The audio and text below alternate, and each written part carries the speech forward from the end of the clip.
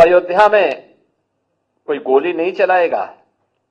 अब तो अयोध्या में हर्षोल्लास के दीपोत्सव के कार्यक्रम के श्री राम ज्योति के साथ जगमगाता हुआ ये नया अयोध्या हम सबको देखने को मिल रहा है।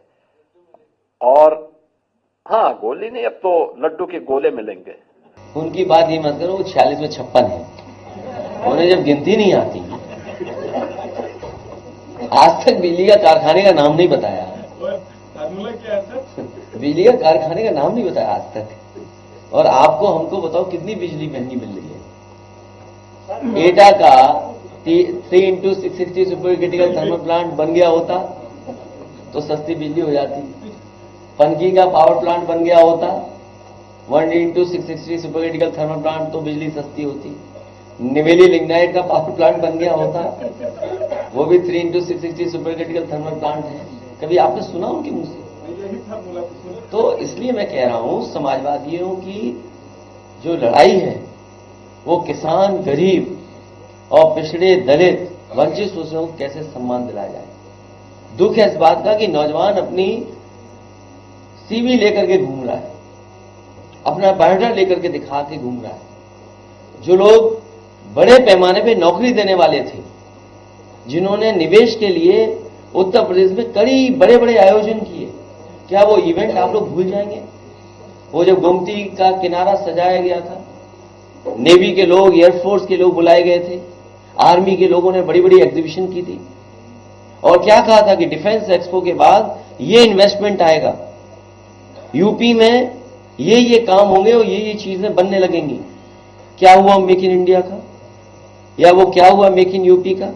और सदन के अंदर सरकार ने ये कहा कि 40 लाख करोड़ का निवेश का एमओयू हुआ है और जमीन पे आ रहा है। आप बताइए 40 लाख करोड़ का निवेश कहां पहुंच गया? जिस निवेश की वजह से नौकरी और रोजगार मिले वो आंकड़े कहां हैं? और अब तो दूसरे प्रदेश भी उत्तर प्रदेश से बढ़ चढ़कर के निवेश के लिए कार्यक्रम कर रहे हैं। बिहार ने अभी किया है, वही उद्योगपति जो यूपी आए थे वो बिहार गए। अभी हाल ही में तमिलनाडु में हुआ, जिसमें देश के प्रधानमंत्री ने उनके द्रविडियन वे ऑफ गवर्नेंस की बधाई दी।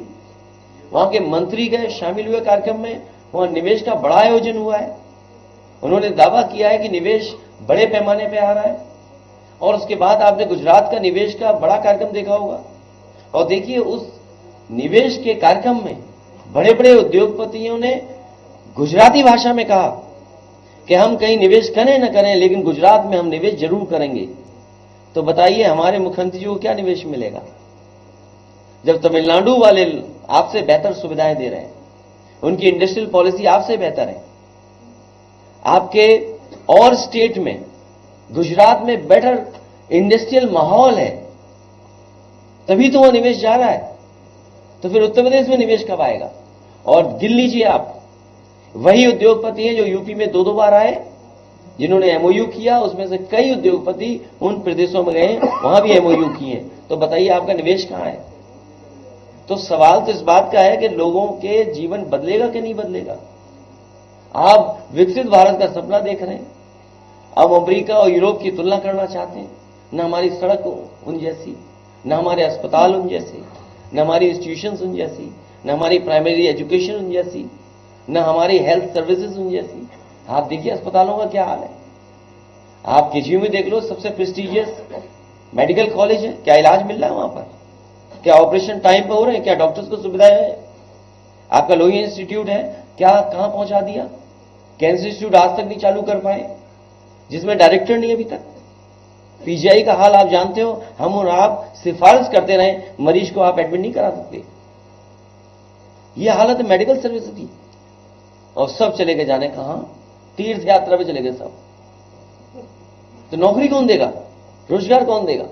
और फिर आपको निवेश पे पूछना चाहिए कि जब ये state better industrial policy, better incentives और उन स्टेटों से उनका भावनात्मक लगाव है, तो आपकी स्टेट में क्यों आएगा कोई निवेश करने? क्या आपने उनके भाषण नहीं सुने? जो देश के टॉप 2 बिजनेसमैन, उन्होंने गुजरात में निवेश करने के लिए कहा है, यूपी में निवेश करने के लिए नहीं कहा है। और यूपी में वही निवेश हो रहा है जो कभी समाजवादियों की सरकार में शुरू हुआ था, उसी निवेश को आगे बढ़ाया जा रहा है। और अगर इंडस्ट्रियल पॉलिसी इनकी बेहतर थी तो बताओ कितने इंडस्ट्रियल हाउसेस को इंसेंटिव दिया है। आप में तो बहुत जागरूक और पढ़े लिखे लोग पत्रकार हैं, बताओ कितना इंसेंटिव दे दिया उन्हें। अगर इंसेंटिव दिया हो तो बता दो। हालांकि मैं किसी अखबार का कोट नहीं करता हूं, लेकिन भूखे भजन ना होए गोपाला, ये आर्टिकल निकला किसी अखबार में। सोचिए, एक बूढ़ी मां कह रही है जिसका सब कुछ छीन लिया। ये लोग भी वही हैं जो और दूसरे लोग दिखावे के लिए कर रहे हैं, उनकी भी आस्था उसी भगवान में है।